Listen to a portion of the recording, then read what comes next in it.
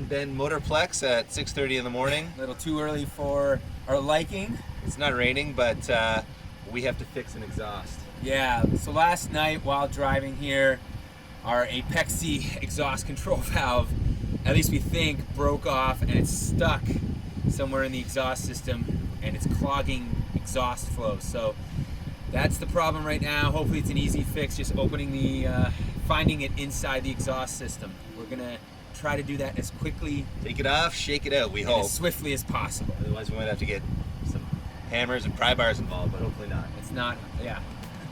Laying on the cold and wet asphalt while trying to remove the exhaust system is never my idea of fun, especially when there's a full day of racing looming. But removing the exhaust turned out to be the least of our problems. After having a peek inside the exhaust piping, just as I suspected, the Apexi exhaust valve had come loose and was wedging itself between where the AVO piping meets the Apexi control valve piping. What's worse is that the diameter of the valve is 3 inches, so it wouldn't just rattle its way out of the exhaust. It was stuck. Dave and I decided the quickest fix would be to pound on one side of the valve and hope that it wedges itself between the pipe in an open position. I used the jack handle to pound the valve, and by some stroke of luck, it actually lodged itself into the pipe in a way that wouldn't restrict exhaust flow. The irony here is, when we were installing this valve, I thought to myself, if anything breaks, this thing's gonna be impossible to service since it's in the middle of the pipe. And sure enough, I should have listened to my intuition and had installed it closer to a flange, and we wouldn't be dealing with this problem. Looks like that flapper valve was wedged in there well enough that we're gonna try running it and hope the exhaust doesn't expand enough that it comes loose. If it does come loose, we'll just shut it down so we don't blow the motor up, basically. That's our hopes and dreams. To test our ghetto fabulous exhaust repair, I hit the track for the first practice session. I've never been to Grand Bend before, so I was learning the track at the same time as listening for any sudden changes in exhaust note and getting a feel for the car's handling balance and grip level in the rain. Fun stuff. The good news is the exhaust valve stayed in the position we smashed it into, and I actually posted the fastest time at practice. They don't call me the Rain Man for nothing. Yeah, definitely the Rain Man.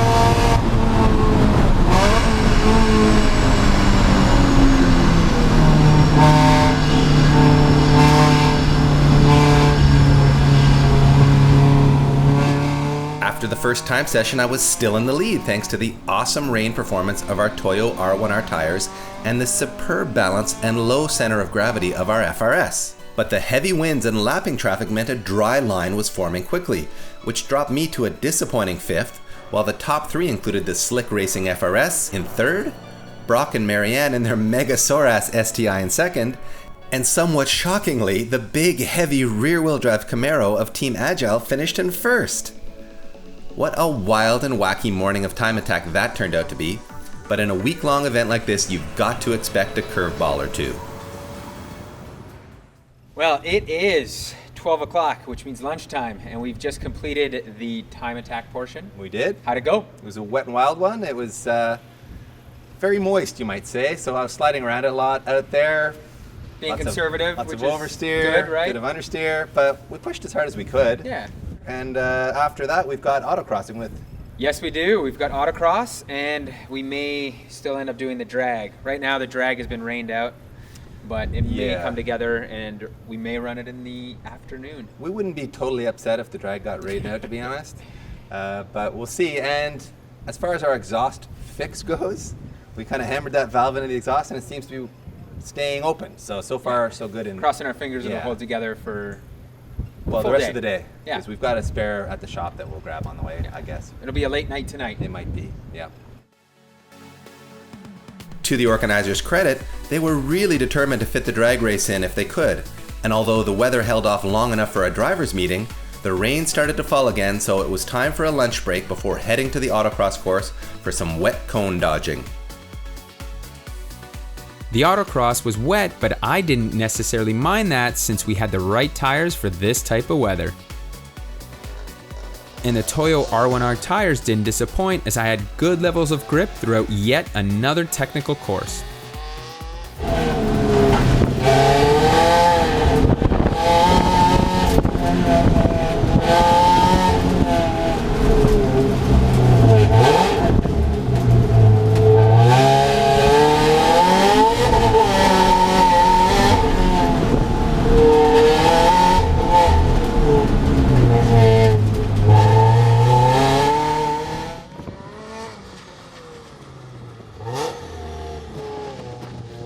I managed to pull off a second place finish, only to be bested by the in the red Subaru STI and its killer all-wheel drive launches.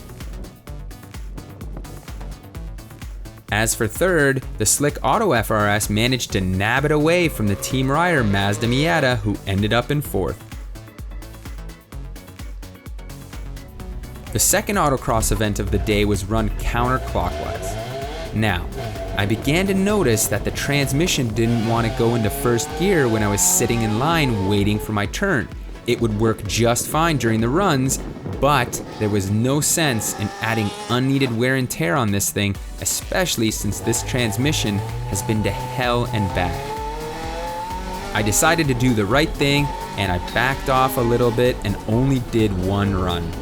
That way, we'd score in the event and I wouldn't be the guy blowing up a transmission trying to shift it into first to save a few tenths. We're so close to the finish, now is not the time to be aggressive. Day 6 of 7 is over. It's a wrap, and We did pretty well today. we did. We hung in there. A little bit of conservation of tires and Yeah. maybe even of the gearbox. Maybe. Synchros are feeling a little crunchy in 1 and 2.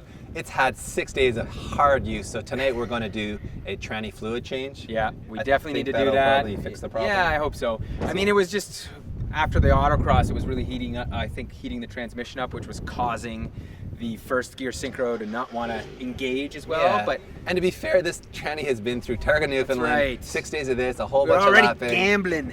We were Using it gambling a this little. year. We Yeah. actually planned to buy a spare tranny, and that one got bought out from under us. So we figured, let's live on the edge, eh? Let's live on the edge. But we have 2 events left tomorrow. Yeah, so just that's what one we time need attack, to do. one autocross. Yeah. To bring it home. We think what we have is a 60-point lead going into the final day. So as long as we don't break down or do anything horrendously stupid, Yeah. Put it into the wall or something. That would be stupid. we could in fact bring this thing home. Yeah. It's pretty exciting. So tonight we've got about a 2.5 hour commute home. Tranny fluid change, maybe check on the exhaust. You know it. Seemed to be good today though, so yeah, man. One day left. Let's do it. Peace out, people. Oh, we're doing the moonwalk. I can't do the moonwalk. Can you do the moonwalk?